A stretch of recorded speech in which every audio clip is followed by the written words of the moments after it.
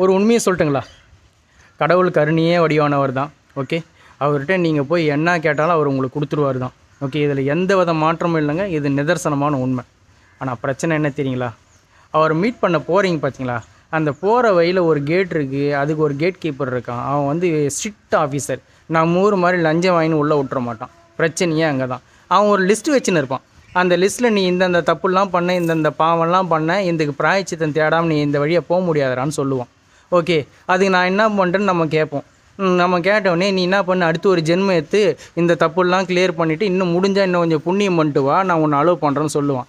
அவங்ககிட்ட உத்தரவாத கடிதம் கொடுத்துட்டு தான் திருப்பி நம்ம பூமியில் வந்து பிள்ளைங்களாக பிறப்போம். அப்படி பிறந்ததுக்கு அப்புறமாவும் திருப்பி வழங்கும் போல் நம்ம தப்பு பண்ணுவோம். இந்த முறை அவன் வந்து அந்த கேட் கீப்பர் தன்னுடைய தூதர்கள் மூலமாக நீ இது மாதிரி சொல்லிட்டு தான் வந்துக்கிற அப்படின்னு சொல்லிட்டு வேற ஒருத்தங்க மூலமாக இந்த மெசேஜை பாஸ் பண்ணுவான். அதை நம்ம காதில் வாங்கிக்க மாட்டோம்.